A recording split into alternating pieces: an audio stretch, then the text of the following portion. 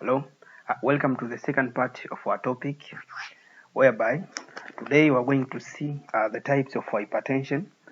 Also, we're going to see the history of taking and management of hypertension. Tutaenda kuona pia complications of hypertension, lakini pia tutaenda kuona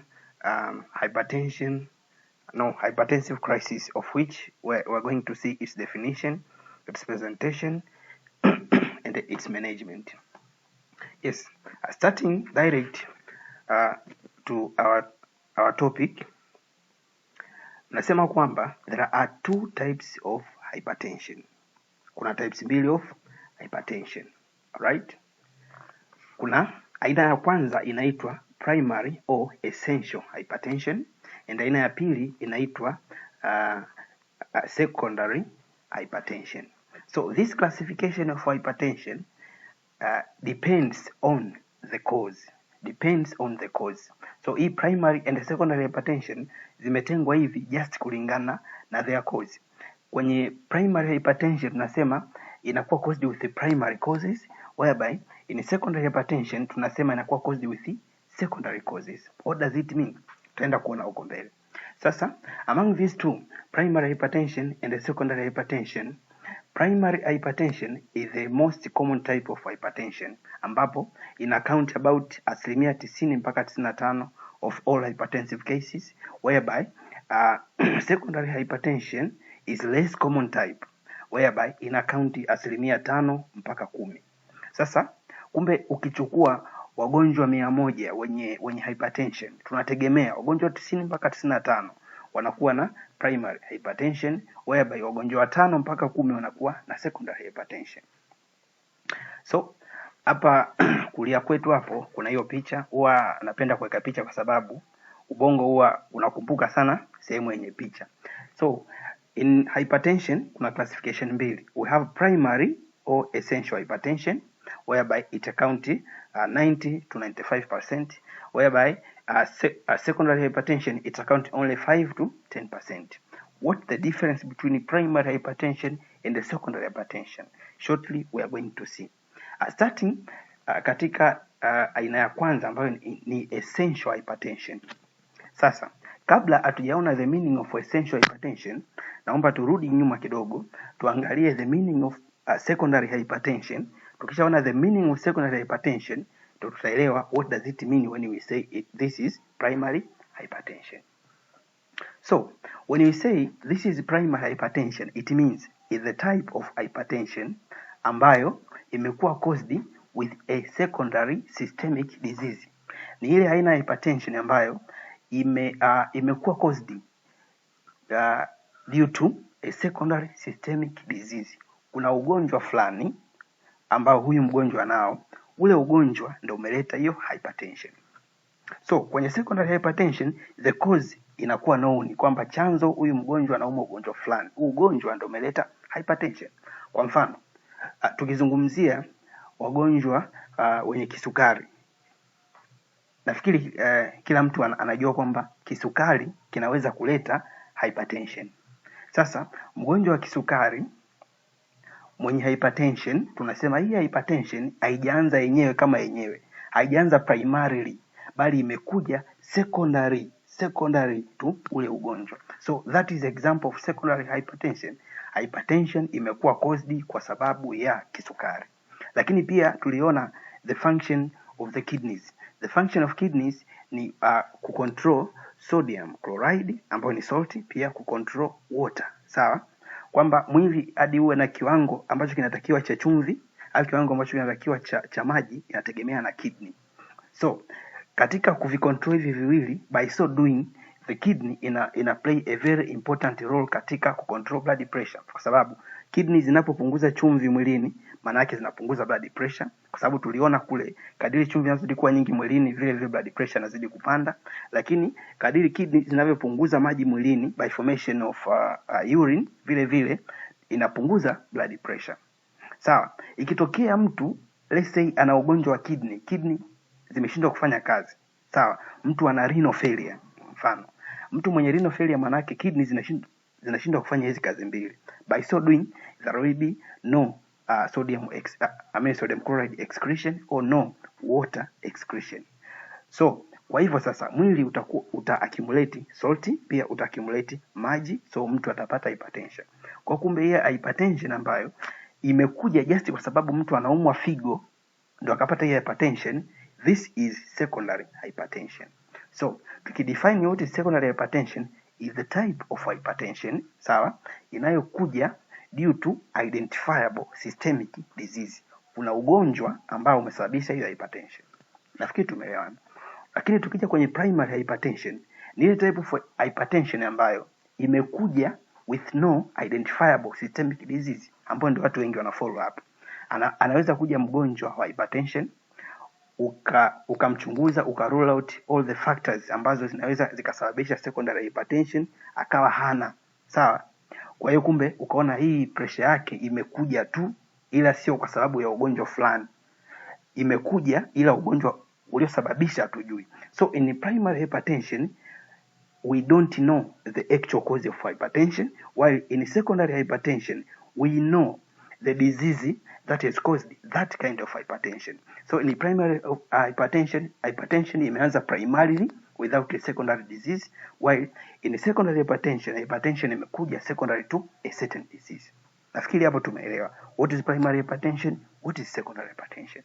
So if we go direct to essential or primary hypertension, nimeelezea hapo kwamba ni ile type of hypertension where we don't know the cause.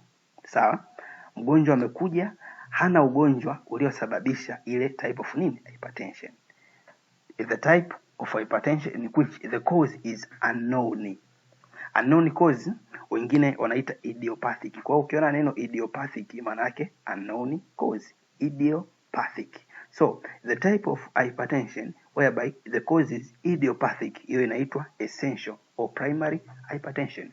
Idiopathic maana yake unknown cause. Nafikiri tumeelewana.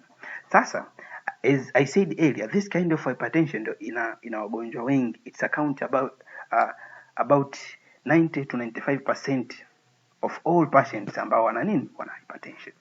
Lakini niwaambie kitu kingine kwenye primary hypertension ugonjwa huwa una develop slowly over a very long period of time. Ugonjwa huwa una develop slowly over a very long period of time. Kwa mfano, let's say mtu A, sawa? A set name, sawa? Huyu mtu wakati ana miaka 25 alikuwa na blood pressure let's say ya 120 juu ya 80. Sijui tumeelewana. Then baada ya miaka 10 wakati ana miaka 35 tukampima akawa ana pressure ya 130 juu ya 84 let's say. Tukimpima baada ya miaka 40 let's say ana 135 juu ya 86. Unaona? Hapa ni miaka 10, hapa ni miaka 10, almost miaka 20, muda mrefu unaenda mpaka anakuja kudevelop hypertension. Kwa hiyo development of primary hypertension huwa ni gradual, not abrupt, slow by slow. Nafikiri hapo tumeelewana. So development ya huu ugonjwa as I said it's slow. Pia inabidi tuelewe the factors ambazo zinampredispose mtu apate primary hypertension. Tukirudi hapa nyuma, as I said the cause is unknown. Nafikiri kila mtu ameshajua kwamba primary or essential hypertension the cause is unknown. Kwenye secondary hypertension the cause is known kwa sababu kuna a certain disease which has led to the development of hypertension, whereby in essential hypertension there is no such a disease, lakini mtu anakuja ana develop hypertension. Sasa nini kinasababisha huyu mtu apate hypertension? Kuna interplay ya vitu viwili. Kuna genetic causes, sawa, and the environmental causes. Genetic causes maana yake nini? Inawezekana wewe maybe wazazi wako au babu zako, sawa, walikuwa wana hypertension. Kwa hiyo kuna uwezekano mkubwa na wewe uka inherit hypertension. So genetic causes huwa lazima associate with environmental factors. What are those environmental factors? Tumesema mfano wazee wako walikuwa hypertensive, sawa, lakini wewe haufanyi mazoezi, sawa, unakula chumvi nyingi, sawa, uko obese, sawa, yani pia uko tunasema una low physical exercises, sawa, unakula vyakula vyenye mafuta mengi, sawa. Sasa hivi vyote ambavyo vikichanganyikana na genetic causes vikakuletea hypertension ndio vinaitwa environmental factors. So development of essential hypertension, it depends with genetic factors with environmental factors. Nafikiri tumeelewana. The cause is unknown. Hakuna ugonjwa ambao umesababisha essential hypertension, lakini kuna factors ambazo zinaweza kumpelekea mtu akapata hiyo hypertension. What are those factors? Genetic factors and environmental factors. These together ndio zile ambazo tunaita risk factors of essential hypertension. What are those? Ya kwanza, inheritance. Tumeelezea kwamba kama wazee wako, maybe wazazi wako walikuwa hypertensive, kuna uwezekano mkubwa na wewe ukawa nini? Hypertensive. That is very clear to everyone. Another thing is age. So, the risk of developing hypertension, it usually increases as a person increases with age. Tulisema mwanzoni kabisa kule kwamba about 2/3 of the adult population, wale ambao wana miaka kuanzia 65 na kuendelea, they are hypertensive. Kwa hiyo kumbe hypertension huwa ina develop with age. Kwa nini? Kwa sababu as mtu anapo age, zile vessels zake, vessels za damu zinapoteza ile ability ya kuvasoconstrict and vasodilate kama ambavyo kwa kijana. As ages increases, the capacity of vasoconstriction and vasodilatation is usually lost. So hii loss of ability ya vasoconstriction and vasodilatation in medical tunaita sclerosis. Sawa? Sclerosis. Kwa hiyo watu wazima wanapataga sclerosis of blood vessel. Sijui tumeelewana. So as you ages, you slowly develop sclerosis of the vessels, whereby ukishafikia miaka 60-65 kule inaweza ikakuletea hypertension, kwa sababu your vessel hazitakuwa na tena na uwezo wa kuvasodilate and vasoconstrict kama kawaida. As a result, vessels zinakuwa in a state of vasoconstriction, of which inakuletea hypertension. So age tumeielezea, but another it's obesity. Nafikiri kila mtu anajua watu wanene they are at risk of developing nini? Hypertension. Sawa? Kingine, smoking and alcohol intake. Smoking and alcohol intake is also another important risk factor of developing hypertension. Kwa sababu gani? Also, smoking and alcohol intake, sawa, hata wale drug abusers, they are at increased risk of developing hypertension because this also causes sclerosis of the vessels, of which the vessel will be in a state of vasoconstrictions, which in turn will lead to hypertension. But another, it's a stressful lifestyle. Stressful lifestyle. Mtu akiwa at stress anatengeneza stress hormone. Hiyo stress hormone inaitwa cortisol. Inaitwa cortisol. So cortisol is a stress hormone. When you are ukiwa una stress, your body secretes what? Cortisol. Cortisol inasababisha vitu kama vitatu hivi. Cha kwanza, itasababisha retention of sodium chloride, right? Cortisol, it will cause retention of sodium chloride, of which itasababisha retention ya water, iko kitu cha pili, lakini cha tatu itaenda kuactivate renin, angiotensin, aldosterone system, ambavyo vitu vyote vitatu tuliviona kwenye pathogenesis of blood pressure. So stress, it causes release of stress hormone ambayo inaitwa cortisol, whereby cortisol itself inasababisha vitu vitatu ambavyo vitapelekea the increase of blood pressure. But another, it's salty intake. Unavyozidi kula chumvi nyingi, tulishaona kule chumvi ina tendency ya kuhold water mwilini. Unapo hold water mwilini, maana yake uta increase blood volume. When you increase blood volume, unapelekea kwenye increase blood pressure, which is hypertension. Pia kuna aina za watu wawili. Kuna mmoja ambaye anafanya mazoezi kidogo, yani mazoezi kidogo, let's say kwa wiki anafanya mara moja, na yule ambaye afanye mazoezi kabisa, yupo. All these two are at risk of developing hypertension, low exercises and physical inactivity. So ili kuepuka hypertension, it means inabidi ufanye mazoezi. Lakini kuna baadhi ya drugs ambazo zinasababisha hypertension. Don't forget steroids, corticosteroid kwa mfano. Corticosteroid. Umeona hilo neno? Linaitwa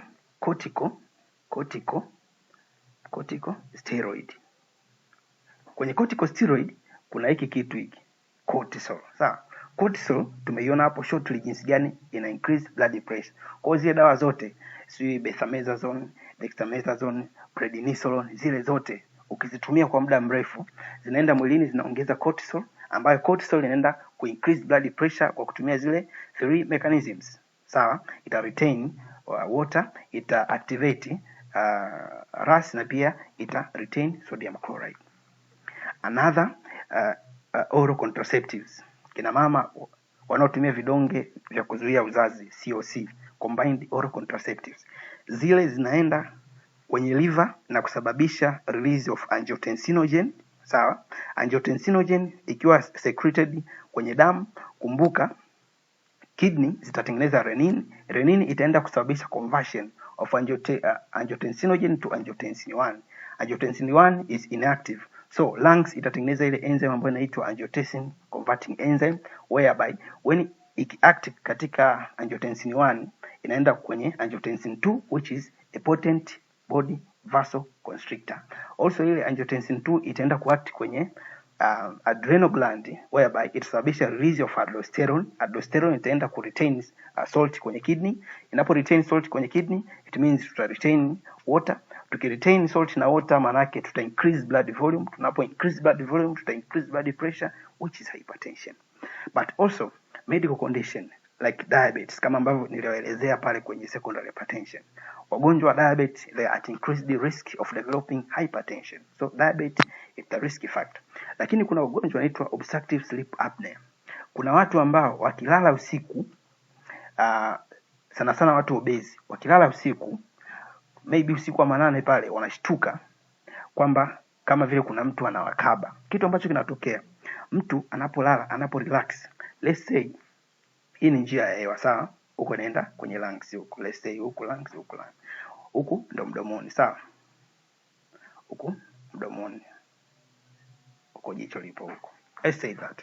Sasa njia ya hewa pua iko hivyo. Sasa anapolala, manake ana take in air ambayo inabidi iende kwenye lungs, sababu mwili unahitaji oxygen hata ukilala. Sasa mtu huyu anapolala, muscle huwa zina relax. Zinapo relax, among the muscle ambazo zina relax tunasema pharyngeal muscles, muscle ambazo zipo kwenye pharynx. Zinapo relax zinaziba hii njia. Zinapo ziba hii njia, manake no air can pass in. So no air can pass in, mtu anashtuka kwamba anahisi kakabwa. Sasa when this obstruction occurs mwilini, manake tuta increase carbon dioxide. The increased carbon dioxide itaenda kustimulate ile sympathetic nervous system, and the sympathetic nervous system tuliona jinsi gani ina increase blood pressure. Kwa mtu kama huyu ambaye kila siku usiku anakuwa na hii cycle kwamba obstruction, increase of carbon dioxide, increase of sympathetic nervous system outflow, hypertension. So kila siku usiku anapata hypertension, kila siku anapata hypertension, kila siku anapata hypertension over a very long period of time, anakuwa kwenye riski ya kupata hypertension. So this medical condition, obstructive sleep apnea, wale ambao wanahisi wanakabwa usiku, wako kwenye riski ya kupata hypertension later on, just kwa sababu wakati wanalala wanakuwa na activated sympathetic nervous system ambayo itapelekea the increase of nini? Blood pressure. I think that is clear to everybody. So tukija also kwenye picha hapa, stress ina cause primary hypertension, too much salt ina cause primary hypertension, age tutamwona huyu babu ina cause primary hypertension, heredity ina cause primary hypertension, and obesity ina cause what? Primary hypertension. Tukija kwenye secondary hypertension, we said earlier that kwenye secondary hypertension we have identifiable systemic disease, whereby ile identified systemic disease ndiyo inapelekea kwenye hypertension. Nafikiri kila mtu ameelewa hapo. So the incidence huwa ni ndogo tu, 5% mpaka 10%. Sawa? Lakini kuna vitu naomba tuvielewe tofauti kati ya secondary hypertension and the primary hypertension. Kwanza, tuelewe kwamba the causative agent, huku tunajua the cause kwamba kuna ugonjwa fulani, let's say mtu anaumwa figo. Anapoumwa figo, mwili unashindwa kupunguza maji mwilini, kupunguza chumvi, matokeo yake mtu anapata hypertension, wakati kule the cause is unknown. Lakini pia tujue the percentage, kule percentage ni kubwa, whereby it's 90 to 95%, wakati huku tuna just small percentage, 5 mpaka 10. Kingine ambacho nataka tujue kwenye jinsi ambavyo huu ugonjwa unaanza, niliwaelezea kwenye primary hypertension, mgonjwa ana develop huu ugonjwa taratibu sana, let's say ndani ya miaka 30 au mpaka 40 ndio anakuwa hypertensive. Lakini kwenye secondary hypertension, the hypertension huwa ina develop very abruptly. Inawezekana just ndani ya wiki 2 au mwezi mmoja tu mgonjwa yuko hypertensive. Let's say mgonjwa umemwona leo yuko normal, umemwambia rudi baada ya wiki 2, anarudi, unampima blood pressure iko stage 2 au stage 3. So ukiona iko hivyo kwamba blood pressure imepanda ghafla of a very short period of time, just know that is what secondary hypertension. Nafikiri tumeelewana. Lakini pia tofauti nyingine kati ya primary hypertension and secondary hypertension. Primary hypertension is very good responsive to antihypertensive. Ile huwa yani mgonjwa ukimpa dawa moja au 2 za hypertension huwa zinamsaidia, ana control. Wakati kwenye secondary hypertension, this kind of disease, utampa dawa ya kwanza haitasaidia, utampa dawa ya pili haitasaidia, utampa dawa ya tatu haitasaidia. Ukiona umempa dawa ya kwanza pressure ishuki, akarudi tena ukamongezea dawa ya pili pressure haijashuka, akarudi ukamongezea dawa ya tatu pressure haijashuka, just know that this is secondary hypertension. Secondary hypertension treatment yake huwa sio just antihypertensive hizi tunampa, utampa hazitomsaidia. Treatment is just moja, treat the underlying disease ambayo imesababisha nini hiyo hypertension. Treat the underlying disease. Nafikiri hapo tumeelewana. So know the difference. Know the difference katika primary hypertension and the secondary hypertension, kwamba hapa treatment ina involve nini, percentage ikoje, and what is the causative agent ambavyo kama ambavyo tumeongea. Lakini kuna kitu ambacho nataka pia tukione, kina nani hasa wakija hospitali uanze kufikiria kwamba this is primary hypertension. Kwanza, as I said, kwanza mtu wa kwanza ambaye atakuja uanze kufikiria kwamba this is secondary hypertension, kwanza ni yule ambaye umempa dawa ya kwanza ikumsaidia, ya pili ikumsaidia, na ya tatu haijamsaidia. Start to think secondary hypertension, kwa sababu secondary hypertension is irresponsive to the normal antihypertensive medications. Treat it means treat the underlying disease ambayo imesababisha hiyo hypertension. Na ile type of hypertension whereby umempa dawa ya kwanza hajasaidia, ya pili hajasaidia, ya tatu hajasaidia, huwa inaitwa refractory hypertension. Refractory hypertension au resistant hypertension. Sawa? Resistant hypertension. Kwa hiyo you start thinking secondary hypertension when mgonjwa ana present with refractory hypertension or resistant hypertension. What is the refractory hypertension or resistant hypertension? Ni the type of hypertension whereby it doesn't respond even to the combination of 3 drugs, whereby dawa moja hapo lazima iwe diuretic. Umempa diuretic na dawa nyingine 2 nyingine azimsaidii. That is refractory hypertension. So mgonjwa mwenye refractory hypertension, start thinking secondary hypertension. Mtu mwingine ambaye utathink kwamba this is secondary hypertension, tunasema very young patient. Mgonjwa yote akija mwenye umri chini ya miaka 30, start thinking secondary hypertension.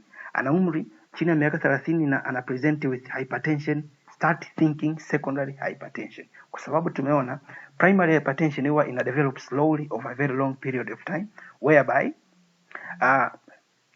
secondary hypertension ina develop abruptly but in an unusual age of occurrence. What is that age? Less than 30 years, but also akija very old. Kwenye makini hapo, very old patient. Very old patient kama yupi? Above miaka 60 au 65 huko anakuja na hypertension kwa mara ya kwanza, start thinking secondary hypertension. Maana yake nini? Tumesema hypertension huwa ina develop slowly. Ikiwa huyu mgonjwa tokea ana miaka michache kwa 30, 40, 50 alikuwa hana hypertension, anakwenda hospitali anapima no hypertension, mpaka anafikisha miaka 60 hana hypertension, then ghafla anaanza kupresent with increased blood pressure, start thinking secondary hypertension. So kuanza kufikiria secondary hypertension, mwenye refractory hypertension, very young ambaye ana chini ya miaka 30, au very old ambaye ana miaka 60 na kuendelea. Nafikiri hapo pia tumeelewana kwamba secondary hypertension in unusual age of onset, under 30 years or over 60 years of age. Nafikiri tumeelewana. Pia nasema characterized by rapid worsening blood pressure and commonly used blood pressure medication are ineffective. Hazimsaidii mtu mwenye secondary what? Hypertension. Tukiendelea, tukiangalia the causes of secondary hypertension, tuna various causes of secondary hypertension, but the major causes of secondary hypertension are, we have ugonjwa unaitwa Cushing syndrome, tutaenda kuona shortly. We have ugonjwa unaitwa renal artery stenosis, we are going to see it. Tuna ugonjwa unaitwa coarctation of aorta, we are going to see. Tutaenda kuona pheochromocytoma, right? Tutaenda kuona thyroid dysfunction, of which ina include both hyperthyroidism and hypothyroidism. Both they cause blood pressure. Narudia, both hyperthyroidism and hypothyroidism ina cause blood pressure. How? We're going to talk shortly. Renal diseases also causes hypertension, lakini kuna kitu kinaitwa hyperaldosteronism also causes blood pressure. So tukiziangalia hizi causes ambazo nimezimention, the major causes, japo kuna causes nyingine kama vile drugs, it can cause hypertension, right? Diabetes, it can cause hypertension, right? Obstructive sleep apnea can cause secondary hypertension, but these ones ambazo nimezimention hapa are the major causes of secondary hypertension. Let's see them. Sasa tukiangalia vizuri hapa kwenye hizi causes zote, kuna sehemu mbili ambazo zina cover sana, ambazo zinasababisha sana secondary hypertension among all these 7 causes. What are those? Kwa mfano tukija hapa, naomba tuone kwanza hii picha. Hii picha ina kidney, sawa? This is kidney and this is kidney. Juu ya kidney tuna hii gland ambayo nilisema inaitwa adrenal gland. So secondary hypertension in most of the cases inakuwa caused with these two. It's either due to kidney or due to adrenal gland disease. Most of the cases it's either due to kidney ikifeli, au ugonjwa wote wa kidney unaweza kupelekea increase of blood pressure, but also ugonjwa wote ambao uta affect the adrenal gland, hivi vitu ambavyo viko juu hapa, they can cause what? Secondary hypertension. Kwa nikija kwenye list hapa, so renal diseases accounts the major portion ambayo inasababisha secondary hypertension, lakini the another one tumesema adrenal gland diseases. What are those? Kwenye hii listi ya magonjwa 7, magonjwa 3 yanasababishwa na adrenal gland disease. What are those? We have Cushing syndrome, is secondary to adrenal gland disease. We have pheochromocytoma, it's due to adrenal gland disease, but also we have hyperaldosteronism ambayo pia inaitwa Coarctation syndrome. Also hiyo inasababishwa na nini? Adrenal gland disease. Kwa hiyo ningependa tuanze kuona kwanza adrenal gland disease hizi 3, then tukishaziona hizo tuje kuona zingine siku ipite. So kabla ya kwenda kuona ugonjwa mmoja hapo wa hizo adrenal gland, na ningeomba au ningependa tuone hiyo adrenal gland structure yake ikoje. Tukiunderstand the structure and the function of adrenal gland, tuta understand these causes ambazo zinasababisha secondary hypertension. Tukirudi hapa tunaona kwamba this is adrenal gland, sawa? Hii picha hapa adrenal gland imechukuliwa kwenye kamchoro hapa. So kwa kuangalia tu ipo in shape ya nini? Ya pembe 3. Sasa ningeomba tuichore yetu. Let's draw our adrenal gland. Adrenal gland iko hivi in shape ya pembe 3, iko juu ya kidney, sawa? Hapa chini hapa ndo kuna kidney imeendelea huko, sawa? Ila si tuachane nayo hiyo, sawa? Si tuichore yetu. So this is our adrenal gland. Adrenal gland, it has 2 main parts. Ina 2 main parts.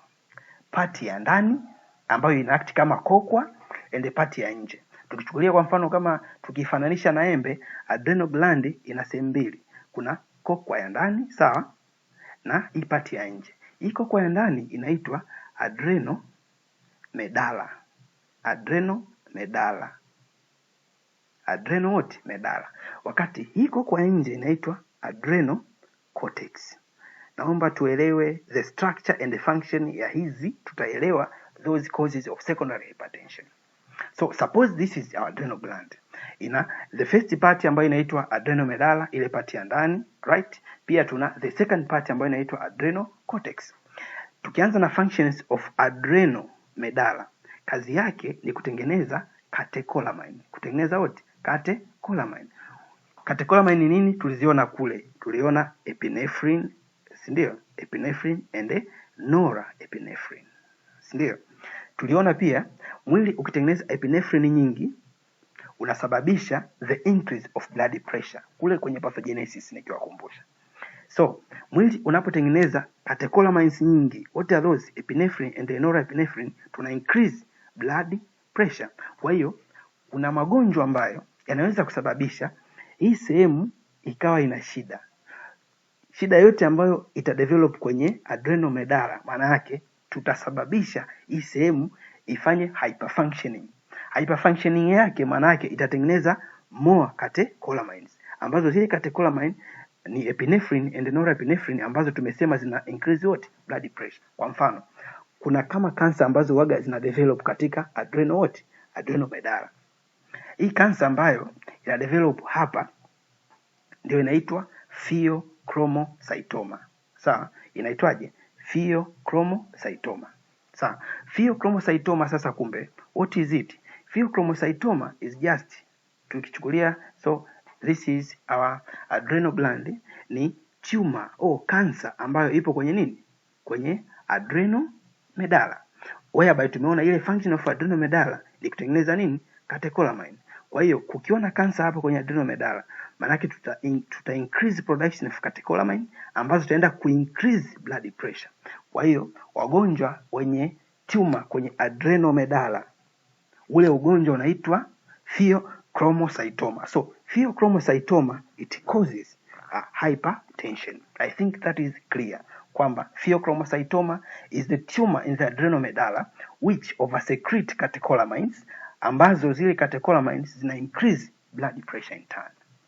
Yes, after seeing that, naomba pia tuone adrenal cortex imetengenezwaje. Tukirudi tena hapa tumeona kwamba we have adrenal medulla, nimeielezea, and tumor yake tumesema inaitwa pheochromocytoma, tumeiona, tuachane nayo.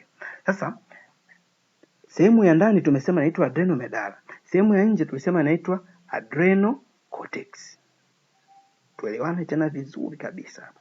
Inaitwa adrenal cortex. Adrenal cortex ni hii sehemu yote ya nje. Iko kwa ya ndani inaitwa adrenal medulla.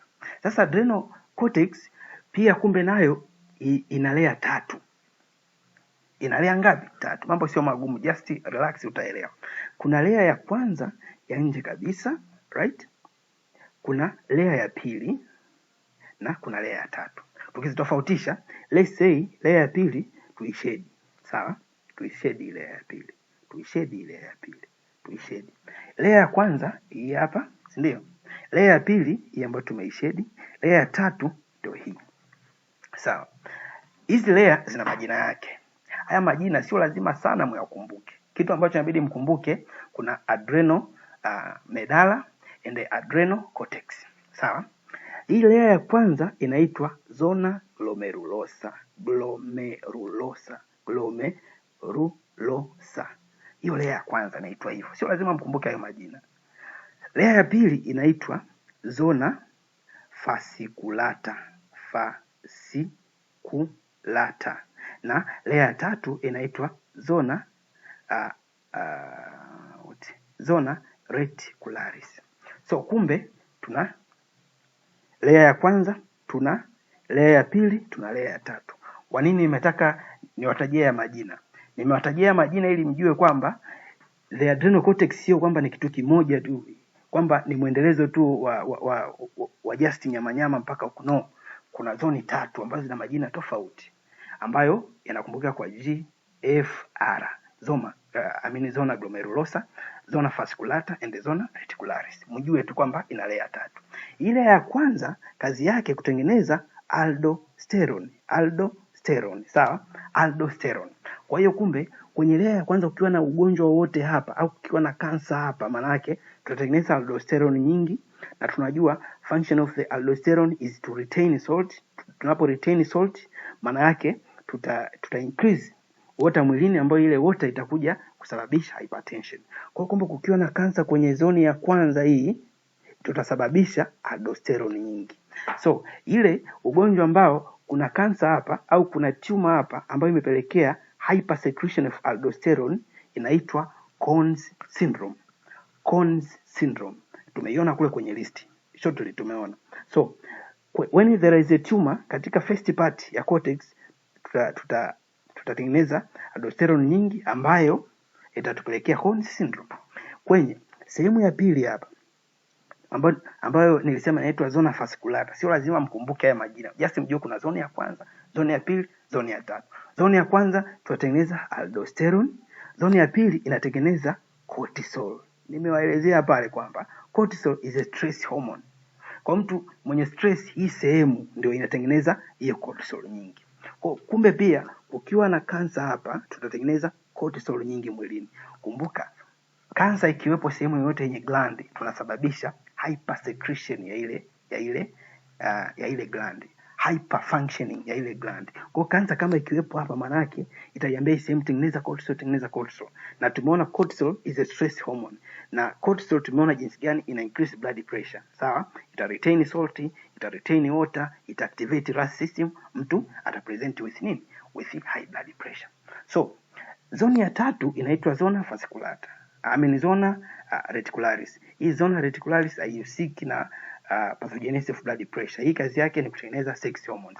Kwa hiyo sasa kwenye adrenal gland tuna sehemu mbili. We have the inner side, adrenal medulla. Pia tuna cortex. By cortex kuna zoni ya kwanza ambayo inatengeneza aldosterone, zoni ya pili ambayo inatengeneza cortisol, na zoni ya tatu hiyo inatengeneza sex hormone hatuzitaki. So yale magonjwa matatu ambayo yanasababisha secondary hypertension ni haya. Ya kwanza tumeliona ili hapo, sawa, ambayo aldosteronism, sawa, tunasema hyperaldosteronism au Con's syndrome. Ya pili increased secretion of cortisol ambayo inapelekea ugonjwa unaitwa Cushing syndrome, na ya tatu hyperfunctioning of adrenal medulla ambayo inapelekea ugonjwa unaitwa pheochromocytoma. Nafikiri nimeeleweka, mambo sio magumu. So tukirudi kwenye our topic, tukianza na ule ugonjwa wa kwanza, ile sehemu ya kwanza ya nje kabisa huko ambayo inatengeneza aldosterone, ikipata tumor, ikipata kansa, inasababisha hii sehemu ya kwanza hapa, ya kwanza kwenye mchoro hapa, purify. Hii ya kwanza hii hyperfunction. Inapofanya hyperfunction itasababisha hypersecretion of aldosterone ambayo ita retain water, itasababisha nini? High blood pressure. So hypersecretion of aldosterone inaitwa Con's syndrome. Namba moja, cause. Namba mbili, tukiwa na ile sehemu ya pili ambayo nilisema inaitwa zona fasciculata, ambayo ile, kumbuka, turudi hapa kidogo, kumbuka hii ni adrenal cortex, tumor kwenye adrenal cortex. Pia hapa tumor kwenye adrenal cortex, lakini ile sehemu ambayo inatengeneza cortisol, ile sehemu ya pili. Cortisol inafanya kazi retention of sodium, sawa, retention of RAS, retention of water, pia ina inhibit vasodilatation, so ina increase blood pressure. Nafikiri hiyo pia nimeelezea vizuri pale shortly. Tukija ya tatu, kama tukiwa na tumor hapa, sasa hapa tuangalie mchoro. Tukiwa na tumor hapa, hii sehemu ni ile ambayo tumesema inaitwa adrenal medulla. Kazi yake ni kutengeneza catecholamine, sawa? Zipi? Epinephrine and norepinephrine. Na tuliona hizo mbili zina increase the blood pressure. So the more the catecholamines, the more the blood pressure. I think that is clear. Lakini kingine tuliona pale kwamba renal disease also zinasababisha secondary hypertension, kwa sababu nielezea functions of the kidney, sawa? Ni kufanya regulation ya sodium, pia kufanya regulation ya water, sawa? Leo hii ikitokea mtu amepata renal failure, kitu ambacho watu tunafia cha kwanza ata develop na hypertension, kwa sababu anapokuwa hatoi chumvi, wala hatoi maji mwilini, maana yake tutakuwa na retention of water, tutakuwa na retention of salt, of which it increase blood volume, of which it will in turn lead to what? Hypertension. So ugonjwa wote ambao uta affect the kidney, tunamwona huyu jamaa amejishika to the groins, sehemu ambazo to the flanks, sehemu ambazo tunasema kidney ziko located, amejishika hapo, inaonesha ana shida kwenye kidney. So ugonjwa wote wa kidney like chronic renal failure, renal ikifail, sawa, polycystic kidney disease. Polycystic kidney disease ni pale normal kidney inakuwa hivi, lakini kwenye ugonjwa ambao unaitwa polycystic kidney disease renal zao zinakuwa kama hivi, yani zinakuwa kama zina vesicle ambazo ndani kuna maji, renal zinakuwa zina cyst nyingi.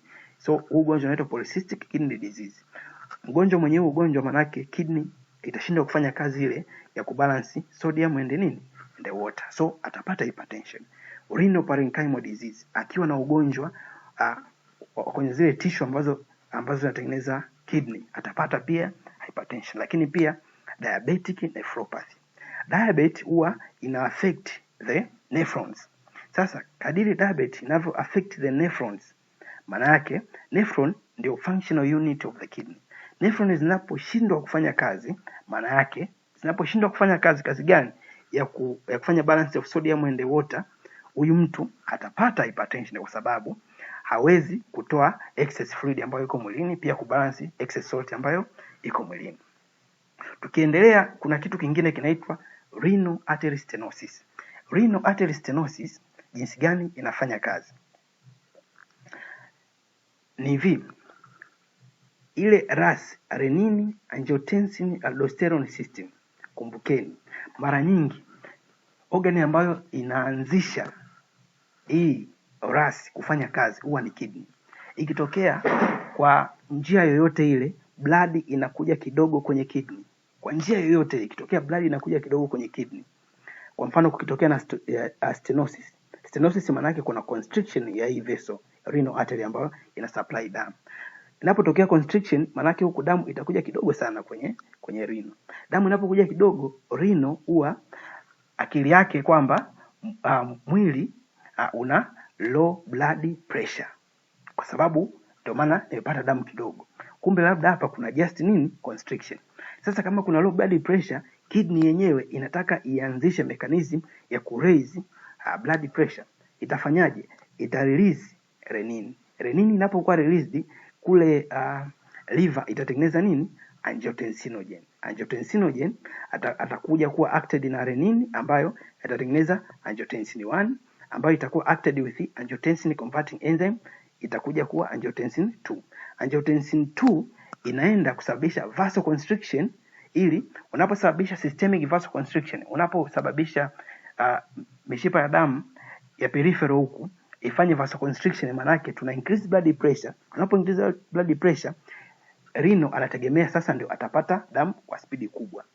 Kumbe sasa huyo angiotensin 2 pia anakuja kusababisha na constriction zaidi hapa, kwa hiyo anazidi kupata low blood supply, kwa sababu angiotensin 2 hachagui artery, anaakti popote.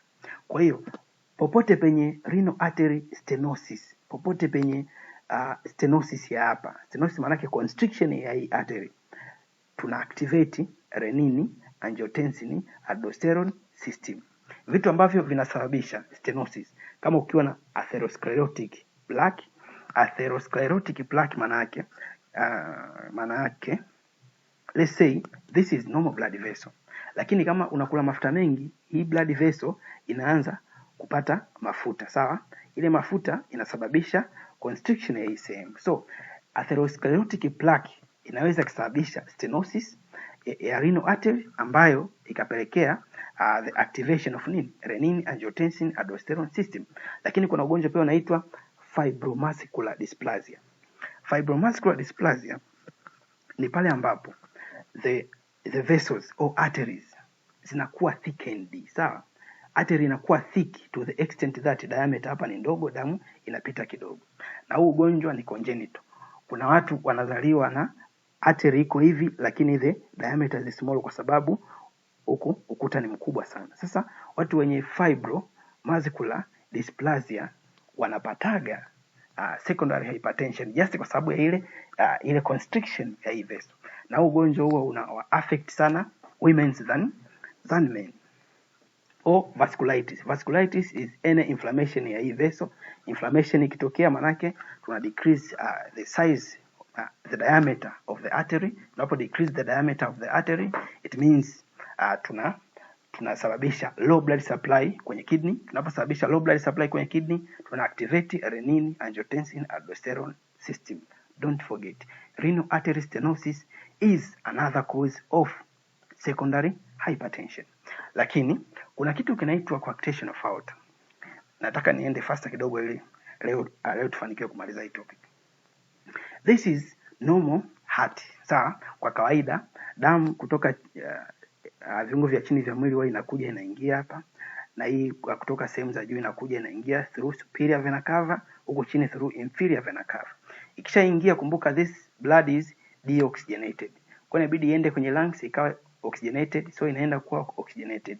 After being oxygenated kwenye lungs, inabidi irudi kwenye moyo ili hiyo damu hiyo pump kwenda sehemu zingine. Kwa damu itarudi through pulmonary artery, itaingia hapo. Pulmonary vein itaingia pia, pulmonary vein itaingia. Kisha kwa hapa inakuwa pumped, nyingine itaenda juu, sawa, kiasi fulani kitaenda kusupply viungo vya juu, kiasi fulani kitaenda chini. Sawa. Sasa this is normal. Kuna wengine inatokea huku kwamba damu inakuja inaingia vizuri, inaenda kwenye mapafu kuwa oxygenated vizuri, inarudi vizuri, inapokuwa pumped sasa kwenda kusupply viungo vingine. Kumbe sasa aorta inavyopiga kona hapa, kuna constriction ya aorta somewhere. Ile constriction of aorta somewhere maana yake itasababisha low blood supply kwa sehemu za chini za mwili. Hiki ambacho nakiongea ni hiki. Tuone hii picha. Sawa, blood imekuja kwenye aorta, si ndio?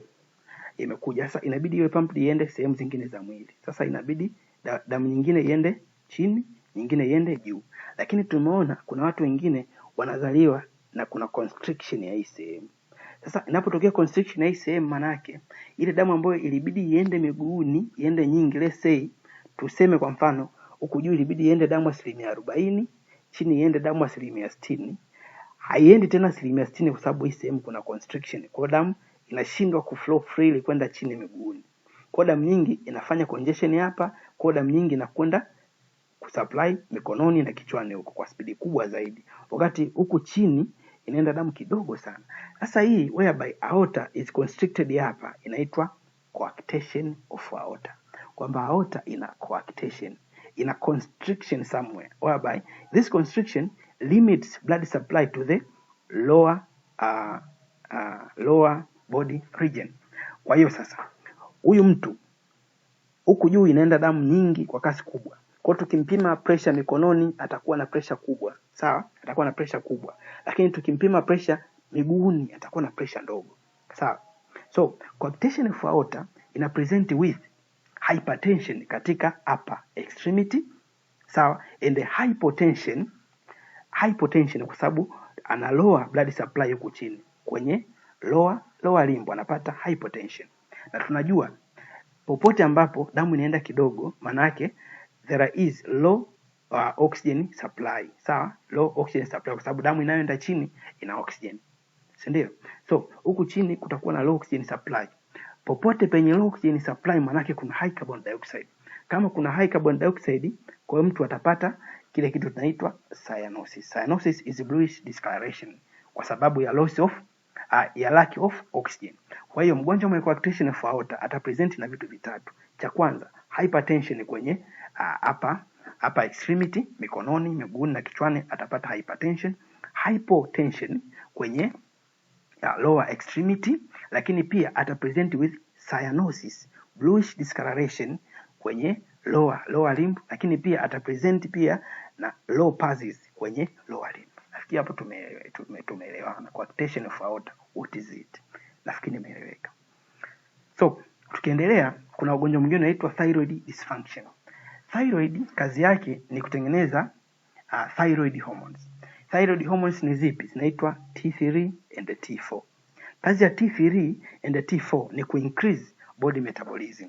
So popote ambapo tuna high T3 and T4, body metabolism inakuwa kubwa. And among of those body metabolism ni ikiwa pamoja na contractility ya moyo, sawa? Contractility ya moyo ikiwa kubwa, tuna increase stroke volume, increase stroke volume, tuna increase cardiac output. Kwa kumbe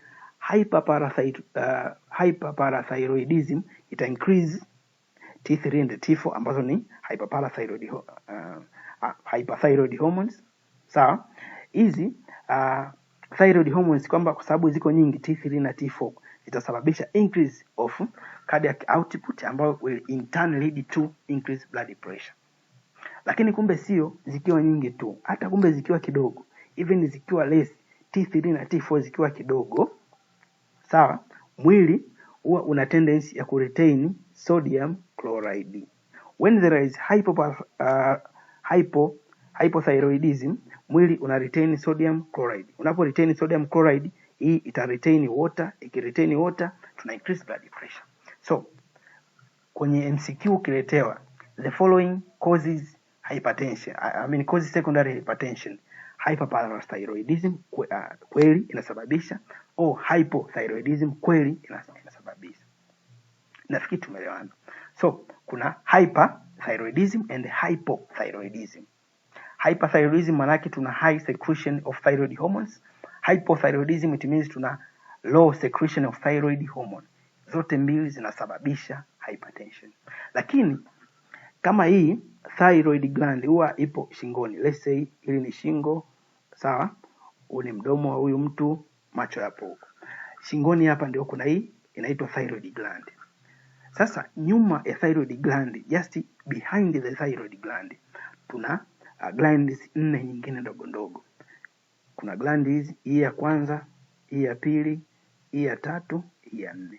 Hizi gland zinaitwa parathyroid gland. Parathyroid gland, sawa? Parathyroid gland kazi yake ni kutengeneza parathyroid hormone. Kumbuka, thyroid gland kazi yake kutengeneza thyroid hormone, sawa? Parathyroid gland kazi yake kutengeneza parathyroid hormone. Na tumeona hyperthyroidism and hypothyroidism zote zinasababisha hypertension. Wakati kwenye thyroid gland nimesema kazi yake ni kutengeneza parathyroid hormone, si ndio? So parathyroid gland inatengeneza parathyroid hormone. Parathyroid hormone kazi yake ni increase absorption ya calcium and phosphate. Phosphate tusidili nayo sana kwa sababu haina action ya moja kwa moja na blood pressure. Lakini calcium tuliona kwamba popote penye calcium kubwa hapa, ngoja niwakumbushe kidogo.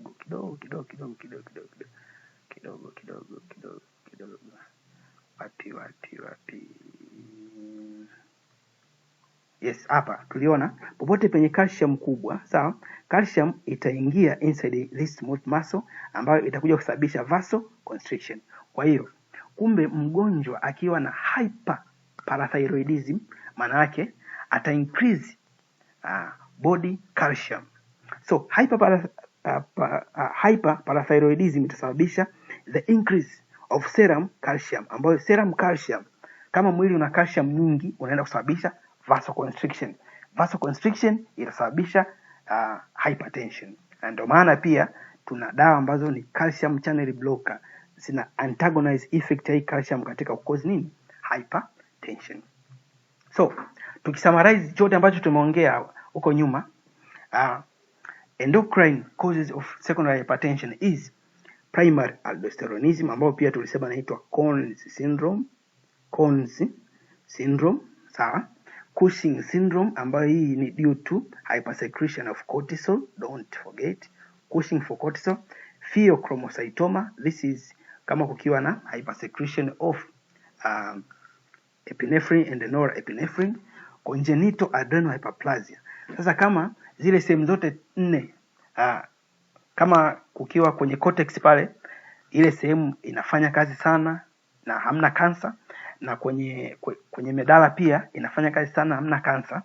Let's say kwamba zile seli tu mtoto amezaliwa nazo, seli zinafanya kazi sana, zina hyperplasia, sawa? Yani seli ni kubwa to the extent zina hyperfunction even without cancer. Even huyo pia atapata hypertension kwa sababu zile sehemu zote tatu zitatengeneza vitu ambavyo vitaenda increase what blood pressure kwenye ile nini adrenal gland ile ambayo tuliiona kule. So kuna wengine kumbe wanazaliwa na inaitwa congenital adrenal hyperplasia. Hizi sehemu zote tatu, hii ya kwanza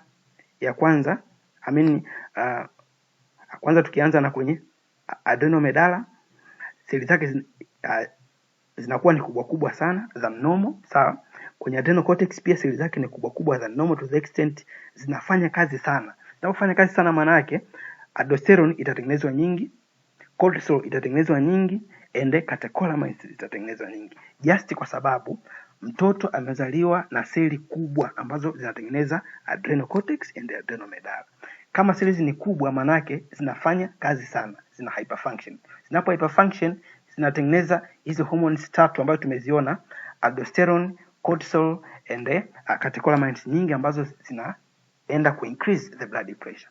Hiyo inaitwa congenital adrenal hyperplasia. Hyperplasia. I think that is clear. Pia mtu mwenye hypercalcemia, mtu ambaye ana calcium nyingi mwilini.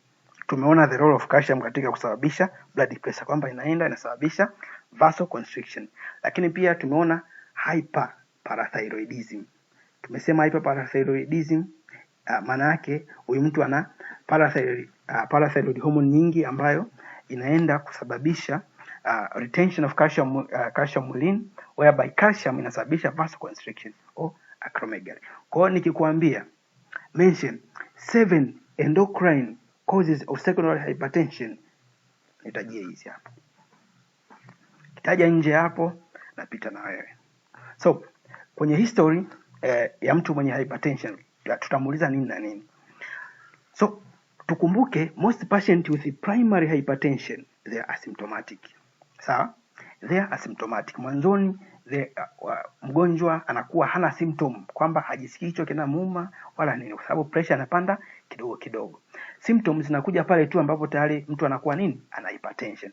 And that's why hypertension is called a silent killer. Tuliongea kule mwanzoni kabisa. Tukikuuliza what is the meaning of hypertension is a silent killer, it's just because it is usually symptomatic hadi baadaye sana ambapo mgonjwa anakuwa tayari ana complication, ndipo symptoms zinaanza nini kuanza. What are those symptoms? Mgonjwa anaweza kuja kuwa na headache, kichwa kinamuuma sana, kwambia mimi siku hizi kichwa kinaniuma sana. Start thinking of hypertension kwa sababu blood pressure ikienda kwa kasi kichwani inasababisha headache. Fatigue, anahisi kwamba amechoka, sawa? Mtu anaweza kuja na dyspnea, ana difficulty in breathing kwa sababu blood pressure ikienda kwa kasi kwenye mapafu inasababisha condition inaitwa pulmonary edema. Sawa? Pulmonary edema, mgonjwa atapresent with dyspnea, difficulty in breathing. Tumeelewana hapo nafikiri. Pia palpitation, moyo unaenda mbio kwa sababu moyo sasa hivi unapelekewa damu kwa kasi kubwa. Pia moyo una hyperfunction, unaenda mbio, unapiga sana. So mtu anapata awareness of heartbeat ambayo inaitwa nini? Palpitation. Au mtu anapata blurred vision kwa sababu pressure inazidi kuwa kubwa, blood inavyoenda kwa kasi machoni inasababisha kuna vitu ambavyo tutakuja kuviona mbele kwenye complication of hypertension, inaitwa papilloedema, sawa, au retinal hemorrhage. Sasa kadiri ya pressure inavyoenda kubwa kwenye macho inaweza kusababisha, kuna sehemu inaitwa optic disc, nitaelezea hapo mbele shortly. Kwenye optic disc tukasababisha papilloedema au hemorrhage. So papilloedema au hemorrhage inaweza kupelekea mtu akawa na blurred vision. Ukiona mtu anakuambia bora sione vizuri ghafla, mpime blood pressure. Possibly just kwa sababu ya blood pressure mtu amepata blurred vision. Ambapo blurred vision hii tunaita hypertensive retinopathy. So hypertensive retinopathy ni ile kama sudden loss of vision ambayo mtu anapata just kwa sababu ana high blood pressure. Pia dizziness, mtu anasikia kizunguzungu. Pia ni symptom. Sweat, mtu anahisi jasho linamtoka. Pia kuna hii condition inaitwa tinnitus. Hii hapo ni pale ambapo anasikia kama filimbi hivi zinalia masikioni, sawa? Kuna vitu vinalia masikioni, yani kuna kelele zinalia masikioni. Sasa ile pia huwa inakuja kama mtu akiwa na blood pressure, so blood pressure iko kubwa kule kwenye cochlea, mtu anapata hiyo condition. anahisi kuna kelele fulani hivi masikioni, ile inaitwa tinnitus. Pia inabidi umuulize mgonjwa, unapochukua historia yake, muulize family history ya magonjwa yafuatayo. Je, kwenu kuna mtu yoyote ambaye ana hypertension? Au wewe mwenyewe una hypertension? Kwa sababu amekuja ana hizi complaint, muulize kama ana hypertension au kama anatumia dawa za hypertension. Kama kwao kuna mtu ana hypertension, start thinking hypertension. Au kama kwao kuna mtu ana diabetes. Kama ana diabetes, kwa hiyo kuna uwezekano pia na yeye ana diabetes ambayo imempelekea secondary hypertension. Pia utamuuliza ischemic heart disease. Ischemic heart disease ni grupu ya magonjwa ambayo moja inaitwa myocardial infarction, sawa? Ugonjwa mwingine inaitwa angina, whereby angina ziko za aina 3. Labda niwapeni just a short meaning of ischemic heart disease. Suppose turudi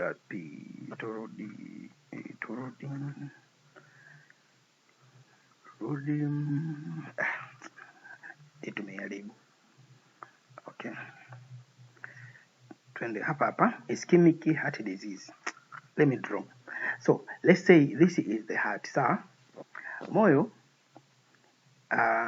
una blood vessels ambazo zina supply ukuta wa moyo, sawa?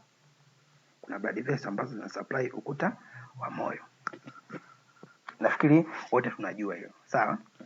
Sasa hizi blood vessels ambazo zina supply ukuta wa moyo, kwa sababu pia kuta za moyo zinahitaji supply of oxygen and supply of nutrients.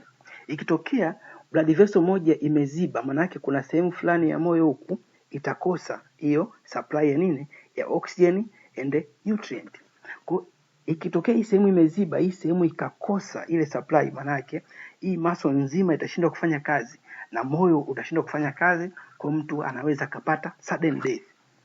Sasa ikiwa imeziba totally kiasi kwamba no blood is flowing kuja huku, ndipo ambapo tunasema inaitwa myocardial infarction. Mtu anapata sudden death au heart attack, kwamba pameziba, so no supply kabisa. Zo kwingine huko kote huko vizuri, lakini kama muscle moja inashindwa kufanya kazi, kwa sababu moyo unafanya kazi kwa ushirikiano, one muscle ikishindwa kufanya kazi, maana yake even moyo mzima unaweza ukafa kwa sababu ya ile sehemu inashindwa kufanya kazi. So moyo mzima unashindwa kufanya kazi, mtu anapata sudden death, kwa sababu moyo ukifa na wewe mwenyewe unakufa. So hizi blood hizi vessels ambazo zina supply kuta za moyo zinaitwa coronary artery.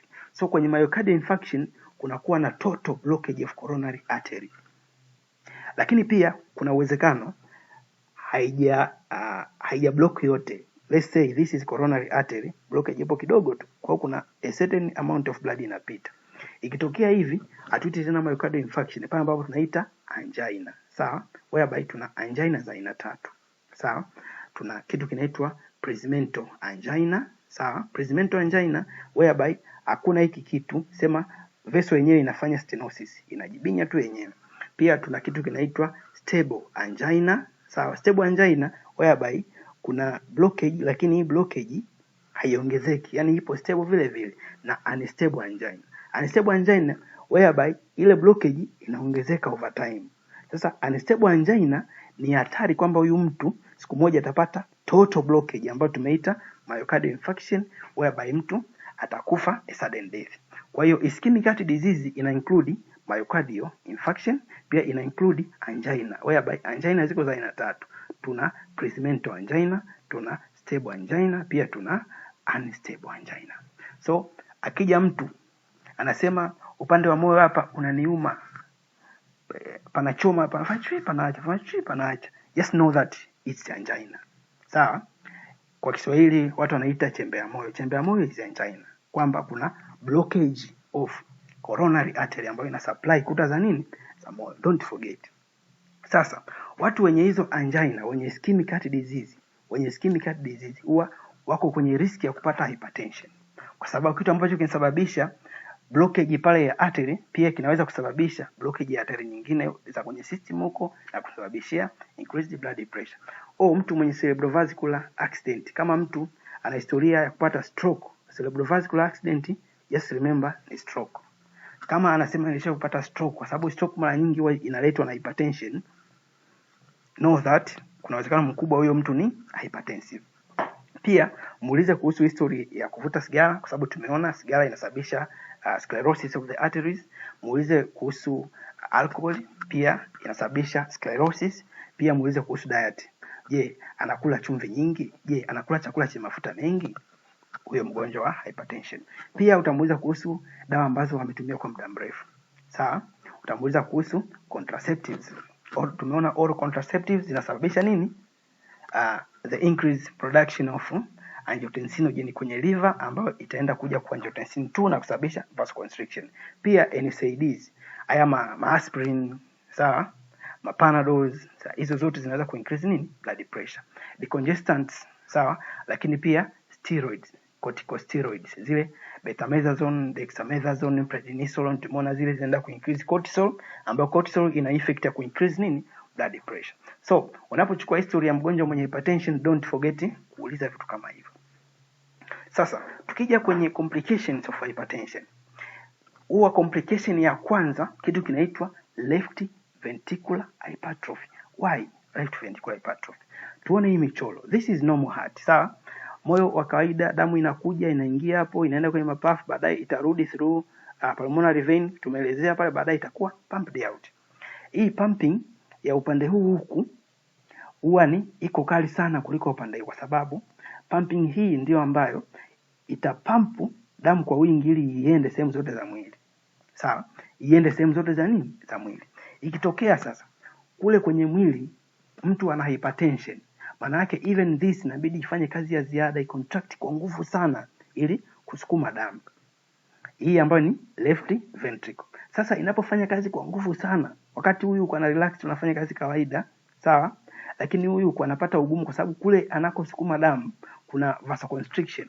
Kwa hiyo anapofanya kazi kwa nguvu, over time hii sehemu ina increase its muscles. Kama vile ambavyo mtu anapofanya mazoezi kwa wingi, misuli inaongezeka, vile vile hii sehemu inapofanya kazi kwa muda mrefu sana, misuli itaongezeka, so itakuwa kama kwenye hii picha tunaiona hapa.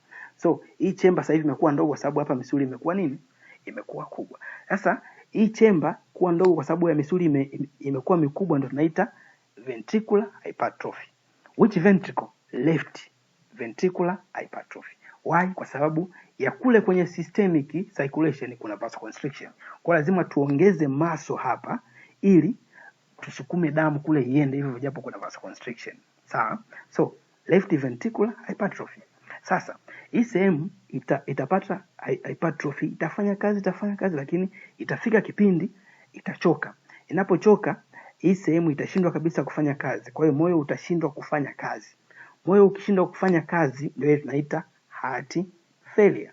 So, heart failure mara nyingi huwa inaanza as left ventricular hypertrophy, whereby baadaye itadevelop kuwa nini? Heart failure. So, kwenye heart failure sio huyu tu atashindwa kufanya kazi, hadi huyu yuko atashindwa kufanya kazi, kwa sababu damu kule inavyozidi kuwa kubwa, even hapa kumbe baadaye itakuja kwa kasi kubwa, na huyu atazidiwa, atashindwa kufanya kazi, na huyu atashindwa kufanya kazi, mtu atapata heart failure. Ila ilianzaje? Ilianza kama left ventricular hypertrophy. Sawa? Pia mgonjwa anaweza kupata myocardial infarction.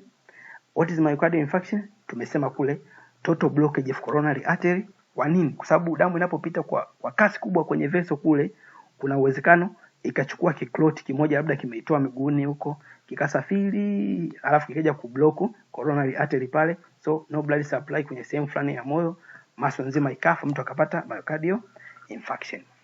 So, other complication tumeshasema heart failure tumeelezea. Lakini kumbe damu ikiwa ina flow kwa kasi kubwa sana kuja kwenye ubongo, blood vessels za kwenye ubongo huwa ziko very delicate.